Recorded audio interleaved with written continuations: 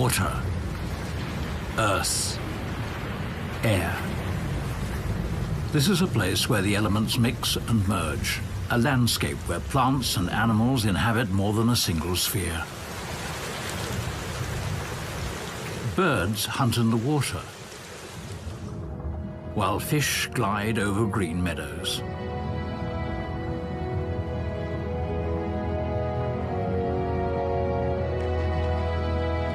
And land animals often lose the ground under their feet. Fog is an almost constant companion. But just as often, reflections of the sun will gleam up through the canopy.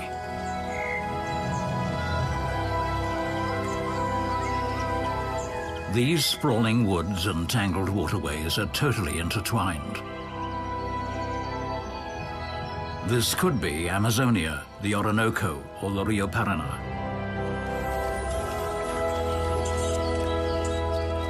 But these wild wetlands are only half an hour's drive from the city of Vienna.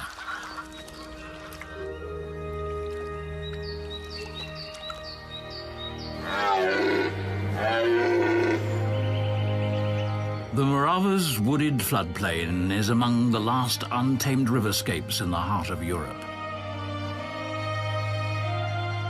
Water is life, and life is constant change. Again and again, these waters wield their powers of destruction and new creation. They make the Morava a river without frontiers.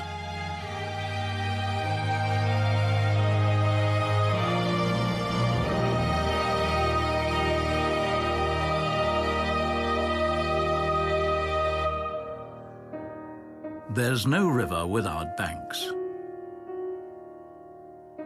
But the Morava's banks are as movable as the river's rising and sinking waters.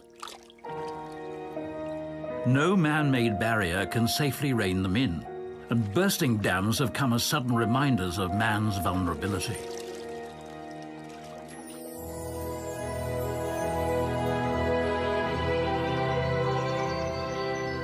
Most of the time, the powers of this river remain unnoticed, as long as its high waters lose themselves in the Morava's wide, wooded floodplain.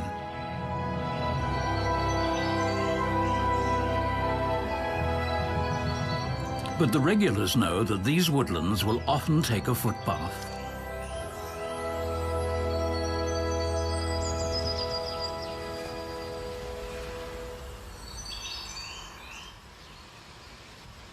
Greylag geese are ground breeders, yet along the Morava River, their nests are found in ancient trees. It's a lesson learned through countless generations.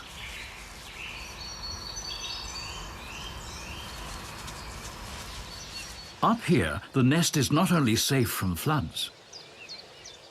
The tree nest even turns an inundation into a safeguard against foxes and martins. There are years when the meadows are flooded for weeks on end. For the river, these are the years of plenty, when aquatic life is richly replenished.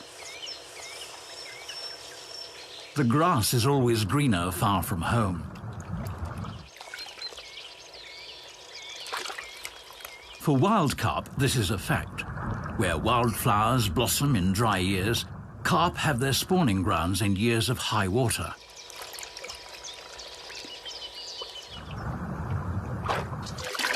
First, the carp arrive on the flooded meadows one by one. Eventually, they congregate in masses.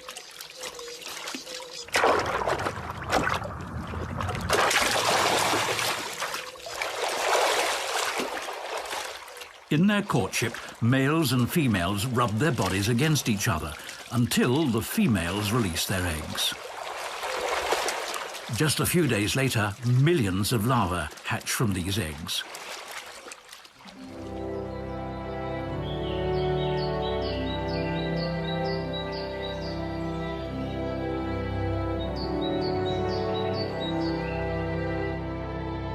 Coming from Czechia, the Morava River flows along the border between Slovakia and Austria until it reaches the Danube.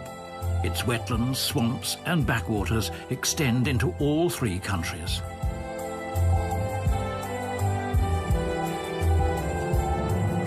Here, the former Iron Curtain has turned into a green corridor. After the curtain fell, the Border River became a river without borders.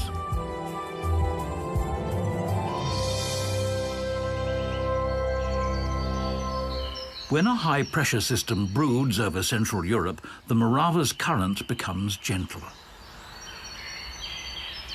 The river mirrors what happens in the skies, its flow of water depending on the flow of clouds. This spring, rain clouds are rare. By early summer, the floodplains begin to dry out, but a few stagnant pools are left. As long as there is a connection to the river, carp and other fish can come and go.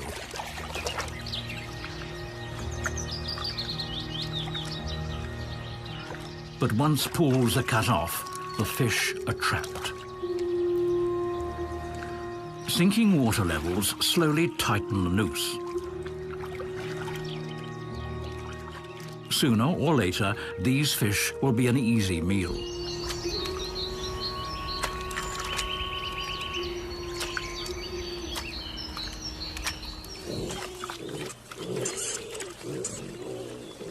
Nothing that's good for a meal will escape these noses, and nursing mothers are voracious.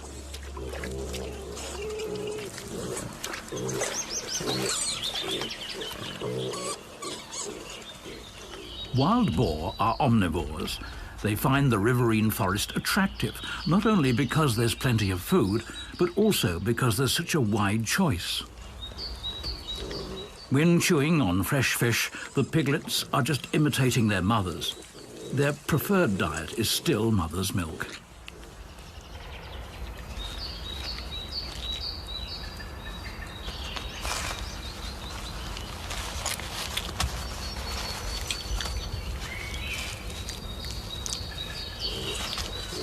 The mothers have to come up with enormous amounts of milk, so they can't be bothered while eating.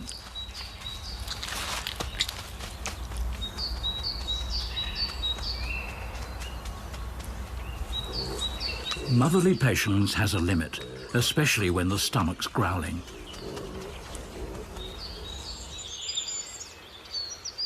Only a couple of weeks ago, this forest floor was a backwater, but now fresh greenery is sprouting.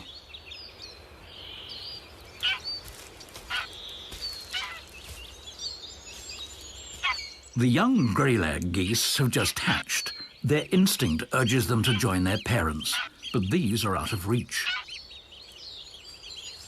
To leave a nest at that height takes some courage, especially when you're the first to jump. What's needed is a good example to follow.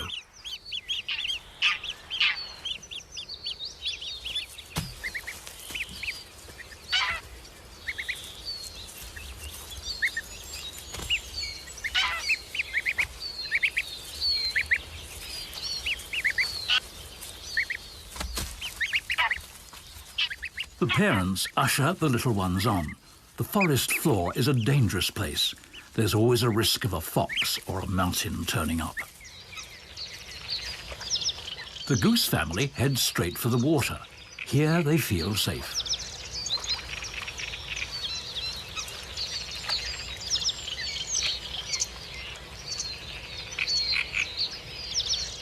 This is their element. All summer long, the oxbows and swamps will be their nursery.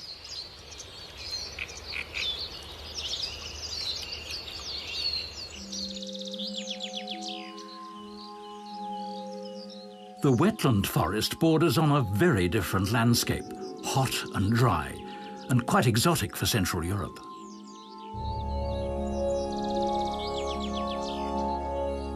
These gentle grass-covered sand dunes along the lower Morava resemble the steppes of Central Asia, and in fact, this is where many of its inhabitants have come from.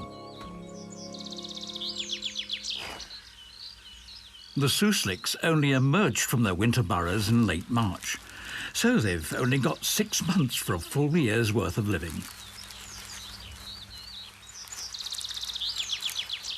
This could explain why they're such fast movers. Their courtship and mating, in any case, seem frantic.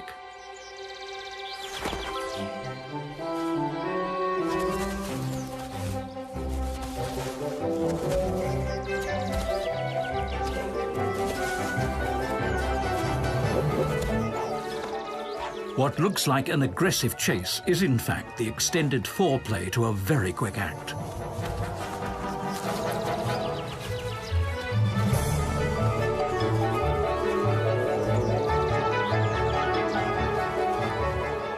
He too was that fit in his time, but that's a while ago.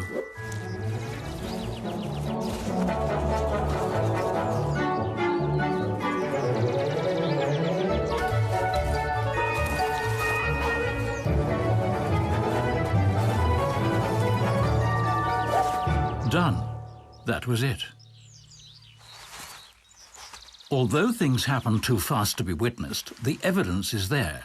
When a Suslik female starts decorating her home, the family is about to grow.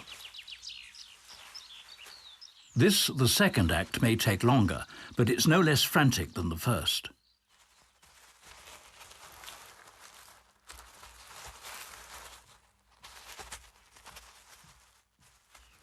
Susliks live in large colonies, but each animal has its personal burrow. These animals are quite house-proud.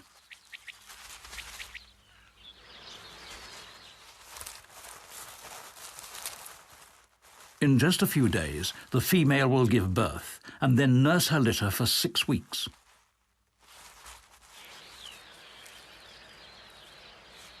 When you're moving too fast, risks can easily be overlooked.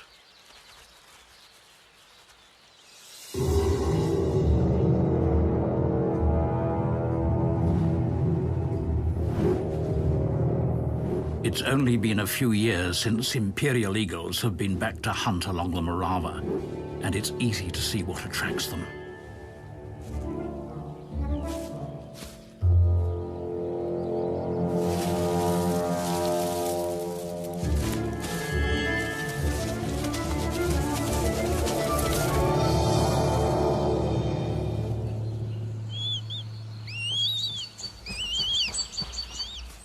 In Austria, the imperial eagle had been extinct for 2 centuries.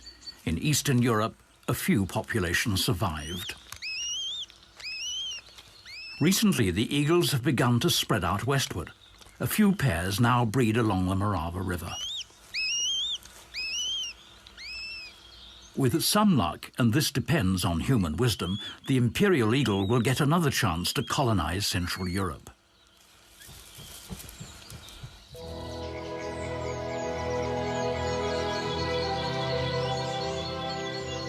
The woodlands along the river are vast and dense. Few people ever disturb this solitude. For wildlife, this green band is a sanctuary.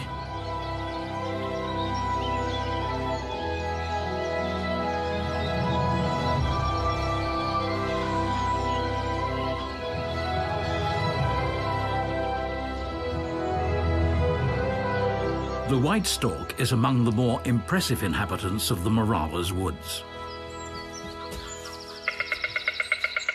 Like the greylag geese, the white storks nest in old trees.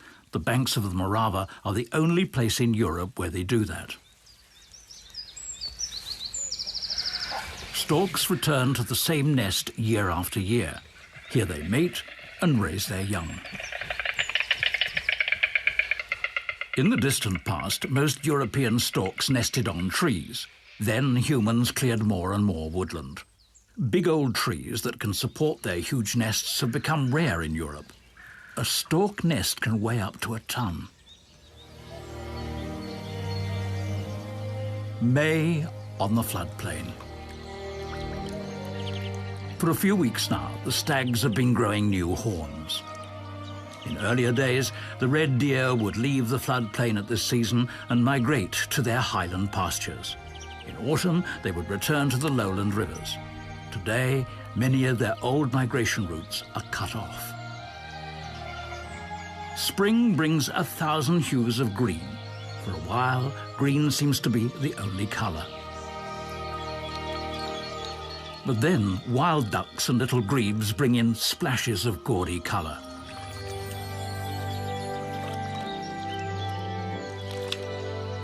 Eventually, patches of Siberian iris begin to glow in the swamps, a splendor that has become extremely rare.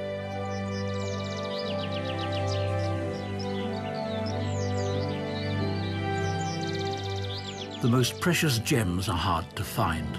The Japanese iris hides in secret corners of the wood.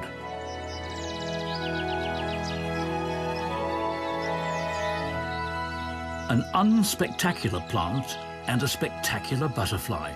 What brings these two together? The southern festoon has developed a special exclusive relationship with the birthwort plant.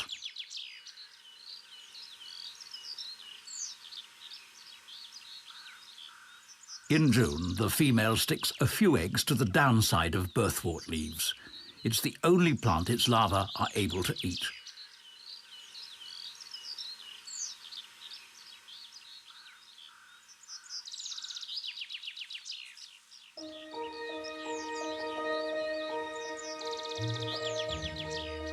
One week later, caterpillars hatch from the eggs.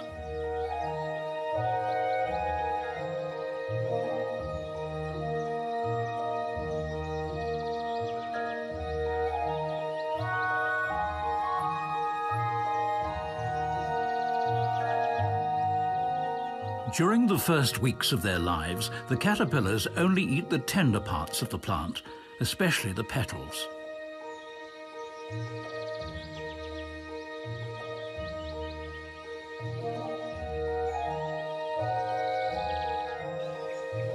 By their second molt, they've grown into voracious eating machines.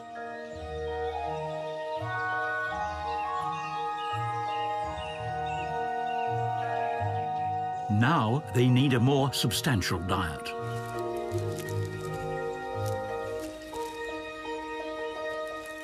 Once a caterpillar is fully grown, it produces threads of silk to attach itself to a stem. Then the caterpillar sheds its skin. Below it is a soft pupal shell which hardens in the air and will protect the pupa until it's a fully developed butterfly.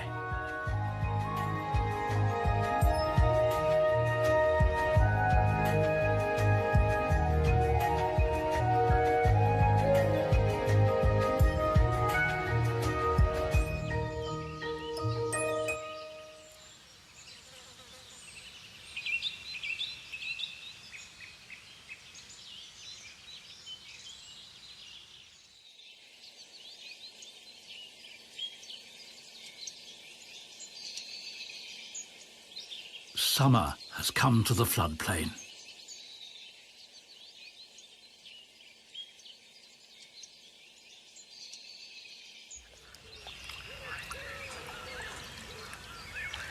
The young geese are still wearing their baby fluff, although in size they will soon be fully grown. Most of the time, the families keep to themselves, but when feeding on the swampy meadows, several of them mingle. Side by side, adults and young birds of all ages scan the ground for tasty herbs, blossoms and insects. On land, the geese are extremely watchful. The slightest disturbance will send them off towards the water.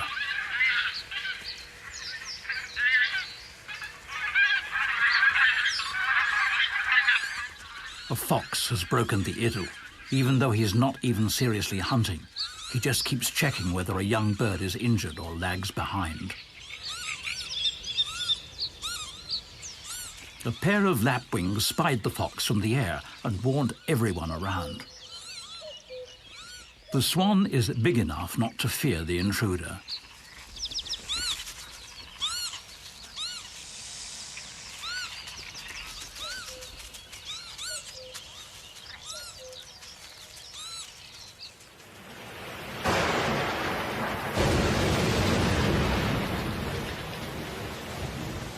Lowland storms can break out suddenly and discharge enormous energy.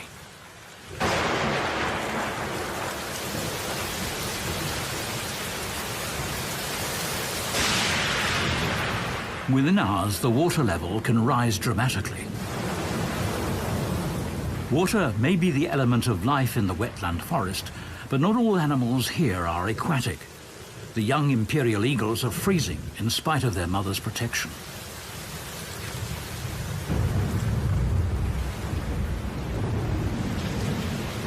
But the herons are in their element.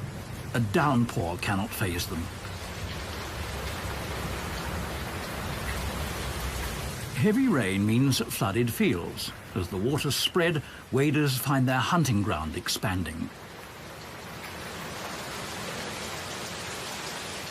For the imperial eagle, this is not hunting weather, so the young are in for a time of fasting.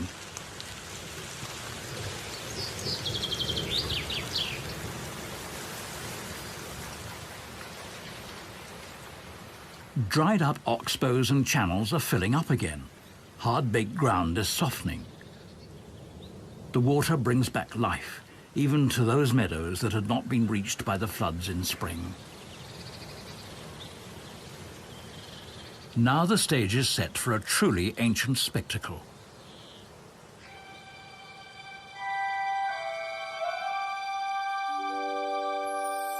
These are strange creatures from days long gone. It might be their first appearance in years. Tadpole shrimps, or triops, have been around without changing their shape for some 200 million years. Their eggs can survive dry periods, sometimes over decades. But when their patch of ground is flooded, they will hatch within days. And they're not the only bizarre inhabitants of the flooded meadows. Fairy shrimps, dragonfly larvae, water bugs, great diving beetles and other tiny creatures are floating among the wildflowers, adding up to an enormous biomass.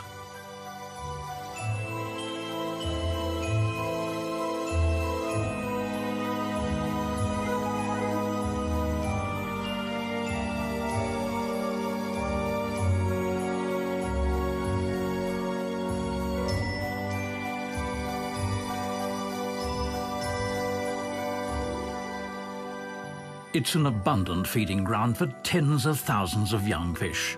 In rainy years, the swarms of fry are huge.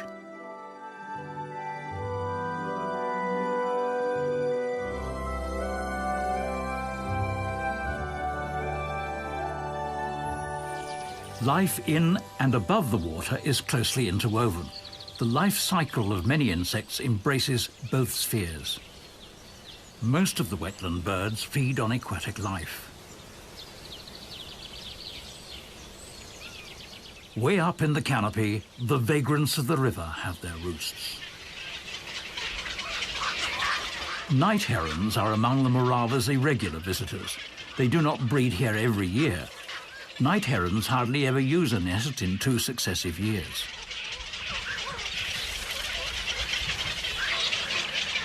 For their breeding colonies, these shy birds always try to find new solitary patches of forest. Hunting for fish and amphibians may be tedious for the parents, but it's nothing compared to the actual feeding of the young.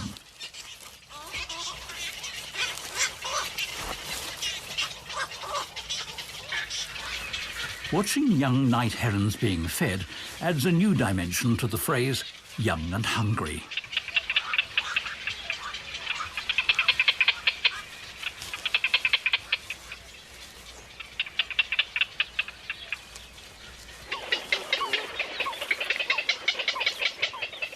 Before using their wings, the young birds must learn to hold their balance on their feet. Venturing out on a limb is not a good idea before being able to fly. Suddenly, the situation is only funny for the onlookers.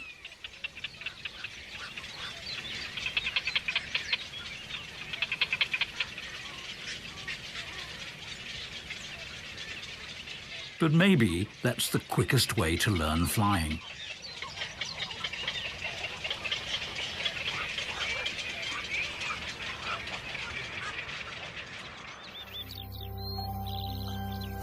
The height of summer.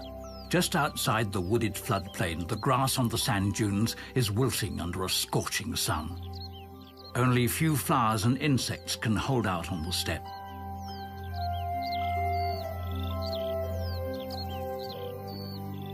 Wherever the sand is bare, the temperature is extreme, up to 60 degrees centigrade, and yet there's life here. The digger wasp feeds on nectar, but to nurture its offspring, it resorts to hunting. Before laying her eggs, the female digs a breeding tunnel. Then the wasp goes hunting for grasshoppers. She takes a few turns to make sure she will remember the location.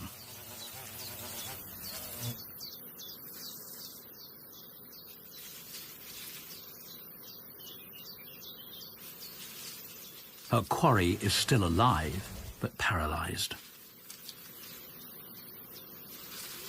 On the paralyzed grasshopper, she will lay her eggs. When they hatch, the larvae will feed on their helpless host.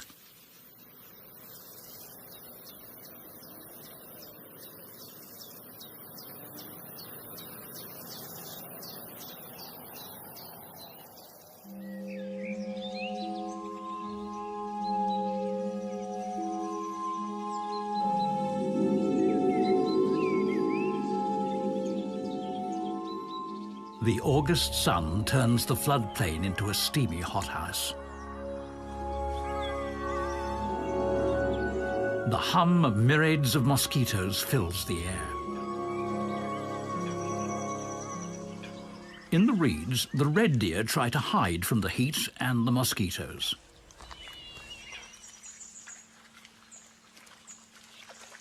Good wallowing spots are now rare and spurn competition.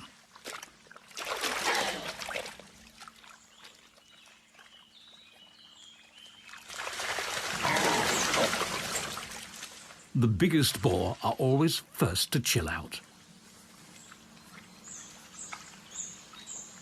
The mud bath is not just refreshing, it's also a shield against menacing insects.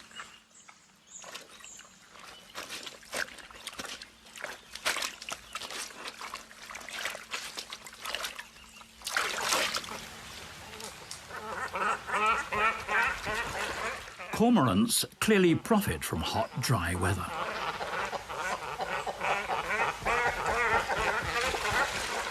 Their feathers get soaked when they fish, and they cannot fly until they are dry.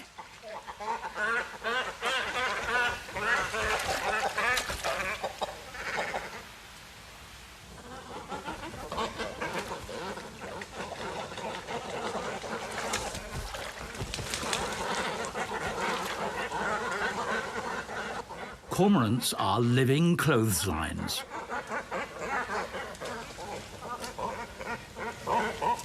Birds sit like this for hours, absorbing the warmth of the sun and digesting their meals.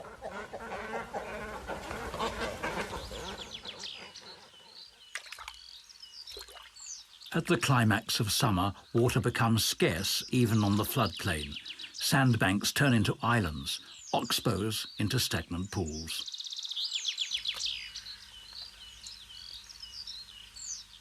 In these pools, many fish are now trapped.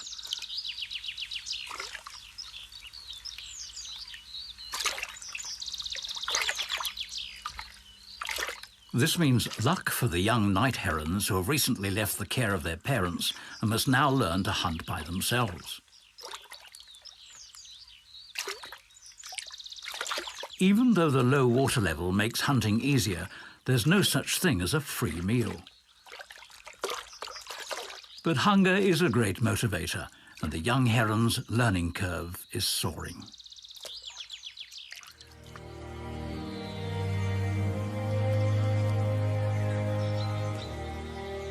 The oppressive heat only lasts for 2 or 3 weeks. By mid-August, the fogs are back in the valley, turning the tropical jungle into a mystical forest.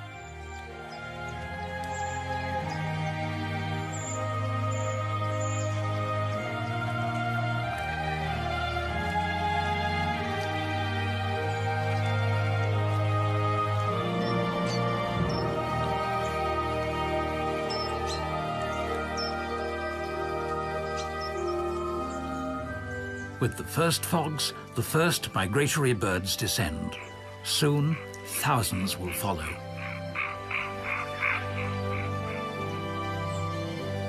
But for now, time seems to stand still. The summer is gone, and autumn hasn't really arrived. Nature is gathering strength for the winter. Around the pools, the young herons are gorging themselves with fish.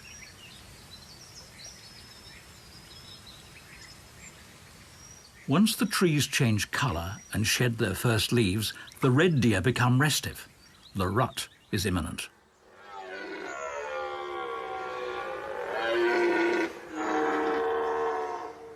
Their rough voices echo through the forest.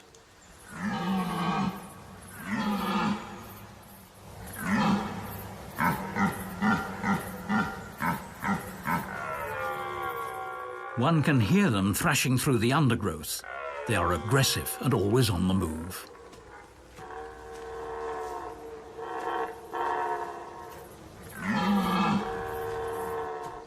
Rivals keep a watchful eye on each other.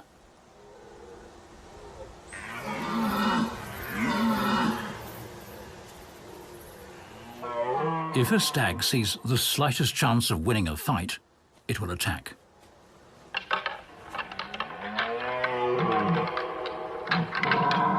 Only the strongest stags can pass on their genes. The winner will father almost all the calves to be born next spring.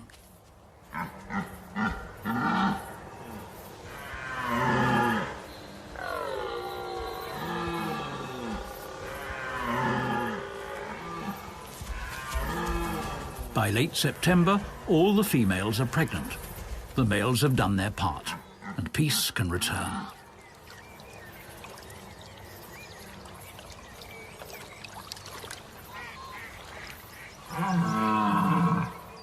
For most wild animals, the Morava River and its wetlands are not a barrier.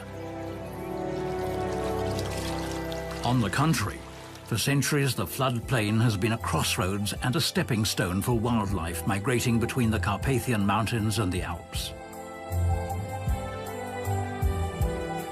Up to the middle of the last century, lots of red deer would frequent this green corridor. Meanwhile, however, migration is down to a trickle.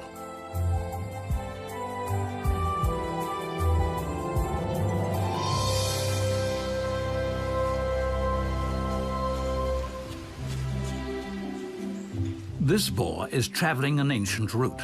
He's coming from the Carpathians and heading to the Morava's woodlands. But it's far from certain that he will ever get there.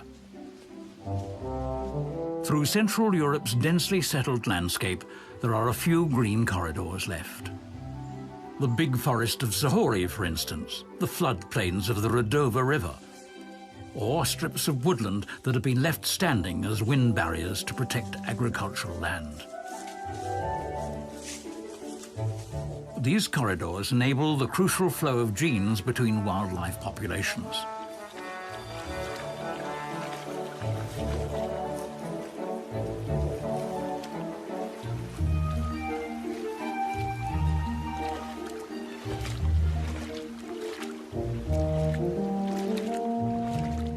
To reach the Morava's woodlands, the boar has to get past sprawling urbanization and industrial parks, across country lanes, railroads and motorways.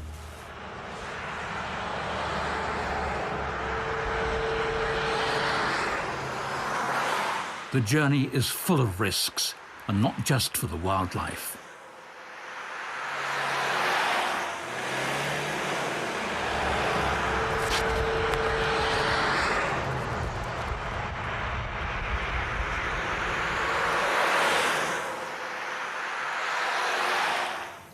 For the long-term survival of the Morava floodplain's wildlife populations, it's essential that migration corridors are restored and protected.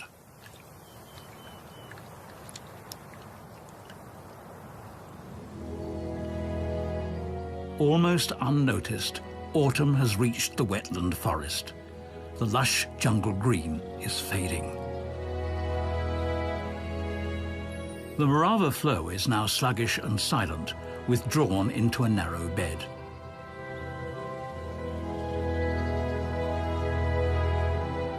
The giant poplars are the first to lose their silvery green. Then the oaks turn brown. Willows and ash are the last to lose their leaves.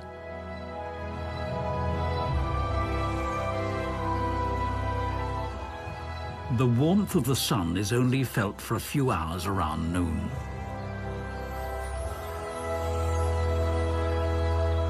When the nights turn chilly, many birds who have nested here leave the floodplain.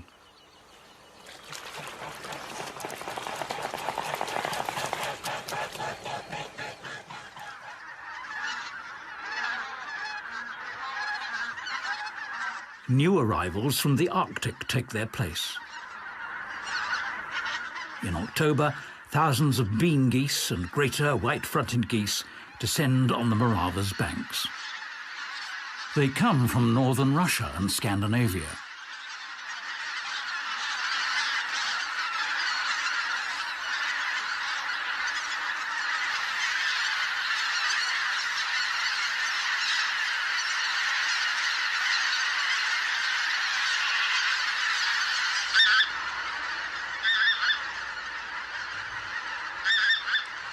Exhausted from their long flight, they rest and recover on the floodplain until the first severe frost moves them on again.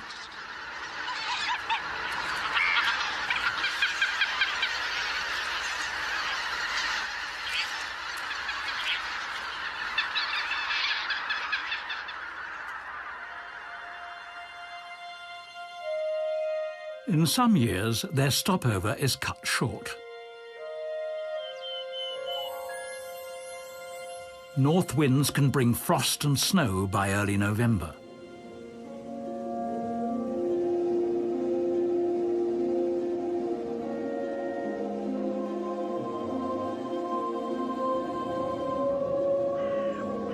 When polar air flows in, temperatures can suddenly plunge way below freezing. It's so cold that nature seems to hold its breath. Not a trace of green is left. If the frost continues for several weeks, the river begins to freeze.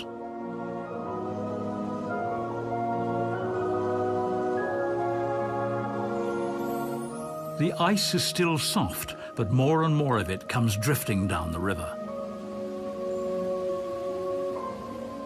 In the bends, the new ice builds up and gradually hardens until the Morava's gurgle fades into silence. The lush green wetland forest has turned hostile. It's now a white desert.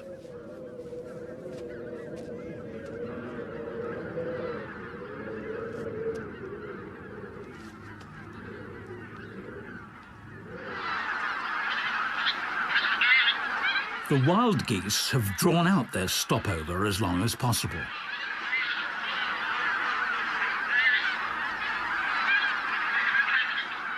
Keeping their water holes open has become tedious, and in the end, the frost wins. One morning, as if by secret command, they take off to the south.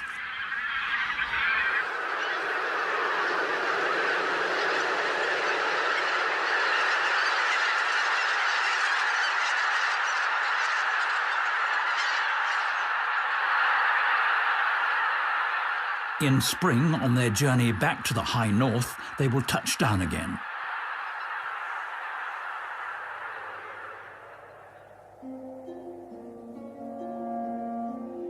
The only voices on the floodplain now are those of the crows.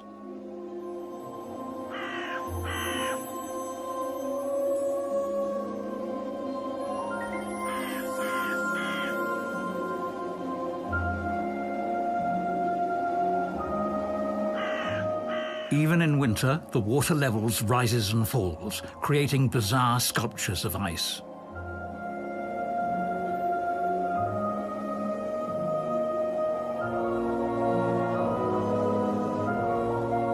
The Morava does not freeze over each winter, but when it does, the ice turns the river into a dream world.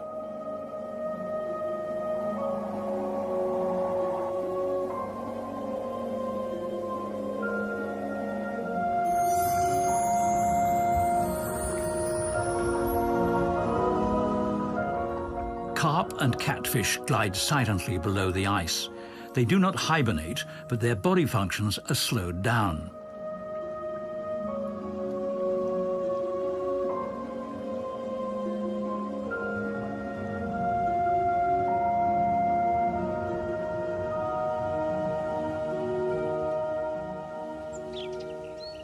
Early March, 1 or 2 weeks before the equinox, the first migrant birds return from their winter quarters.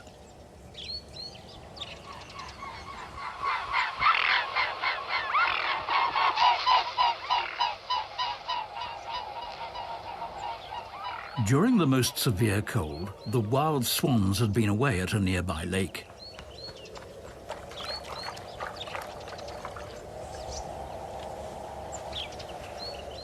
But nothing keeps them there once the ice on the oxbows turn thin and fragile.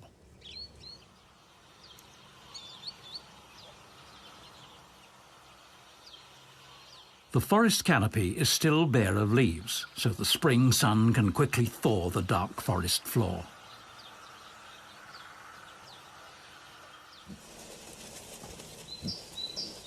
In the undergrowth, new life is stirring. The wild boar mother stays around the birth location until the little ones can run and follow her. For decades, the wild boar populations of Eastern Europe have been growing. In recent years, since winters have become milder, they have begun to push westward.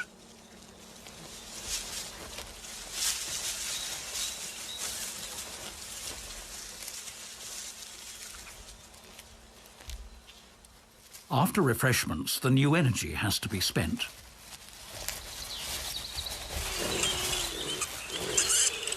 It will be a long time until these two brothers will be mighty males, but a hierarchy will soon be established.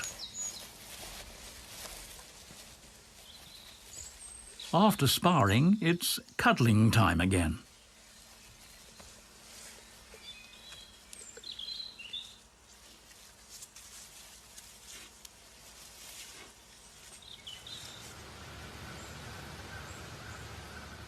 In late March, the skies suddenly get noisy.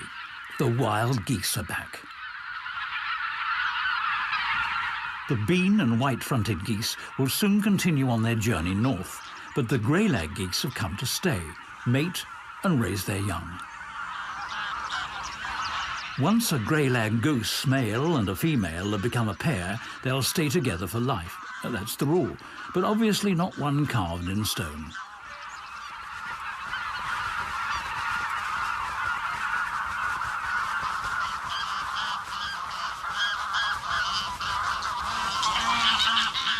If the first choice is not a happy one, the second or third might work out.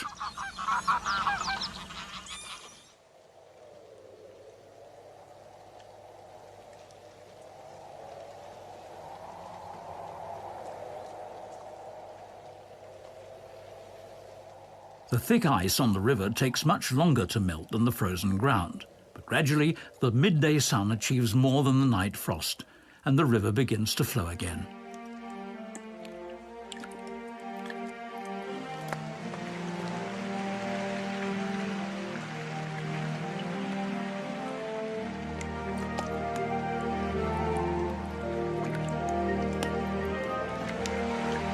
Once the ice thaws from above and below, there's no turning around.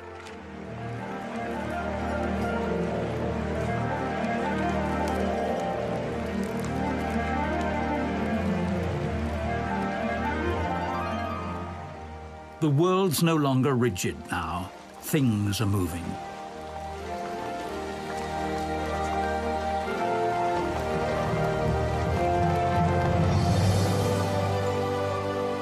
The Morava still pushes an enormous ice load. Again and again, the ice jams.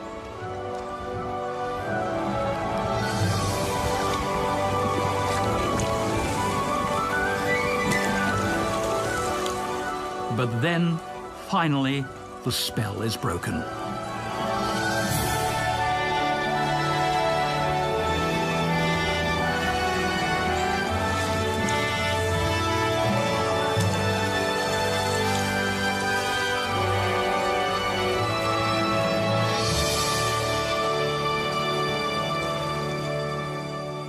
Just a day earlier, a wild animal could have crossed the river on foot. Massive as the ice cover was, the Morava crushed it within hours.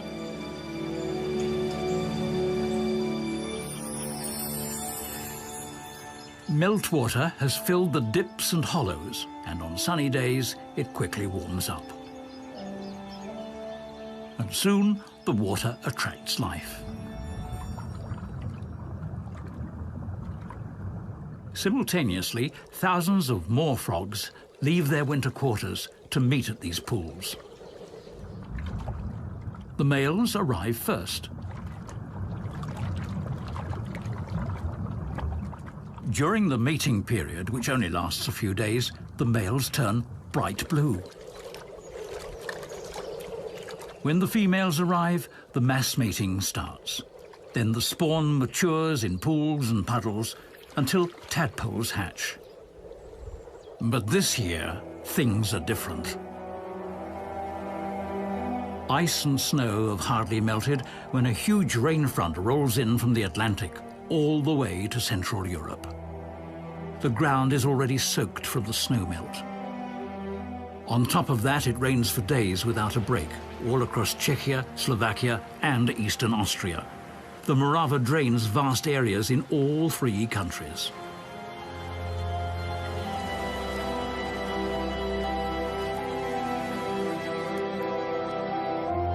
While the pools on the floodplain are running over, more water comes from tributaries, even after the rain has stopped along the Morava's lower range. The lower Morava is like the neck of a huge funnel, the size of its entire catchment area.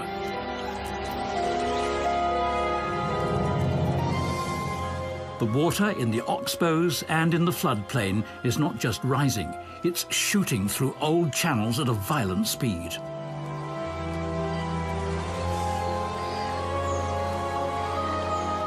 Eventually, the inundation also engulfs the higher fields.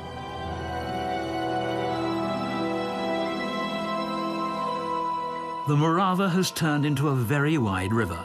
In places, it's 100 times wider than usual. The animals sense that this is not a normal flood. Floods like that occur once in a century. Now it's time to get out. It's a race against time.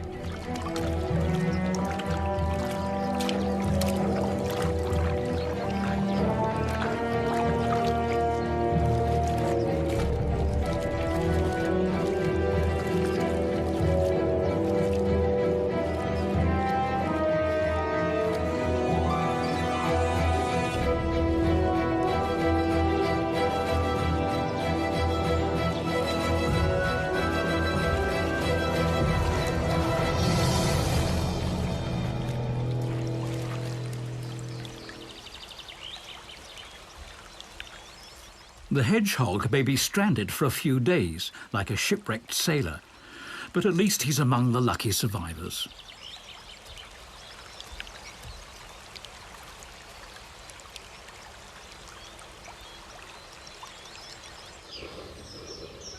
For days, the vast forest floor is several feet underwater.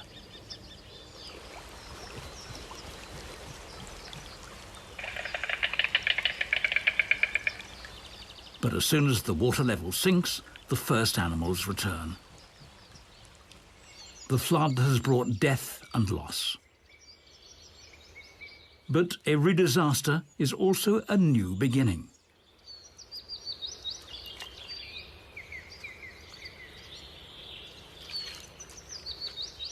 Floods clear and deepen the oxbows, create new channels, and rejuvenate the wetland forest.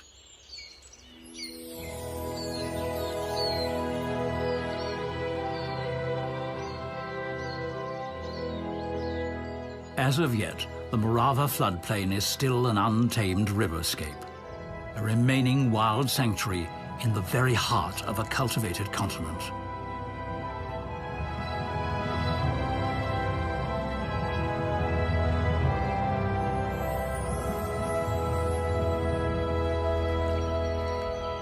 For many wild species, the Morava floodplain is more than an ideal habitat and a refuge. It's a vital link between populations east and west, north and south, the major stepping stone between the Carpathians and the Alps.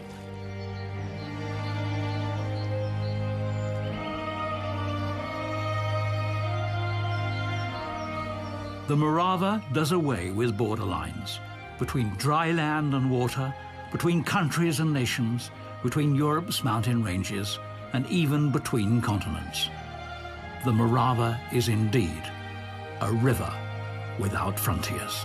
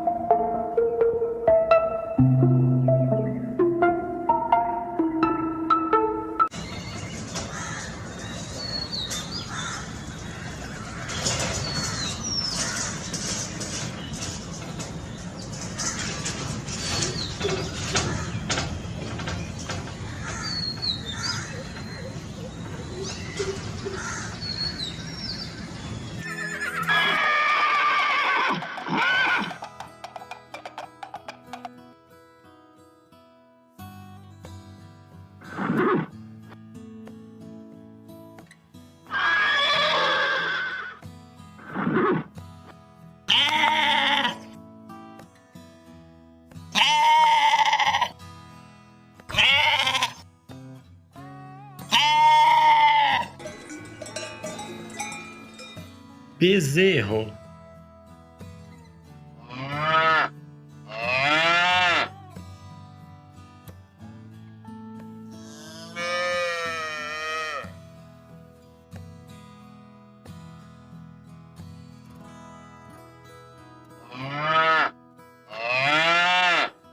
Porco.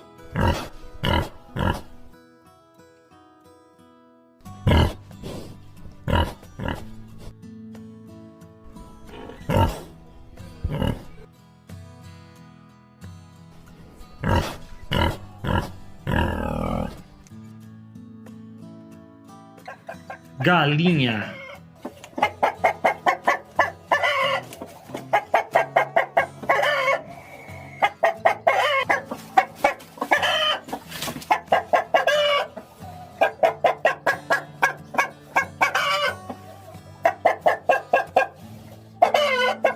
cabra,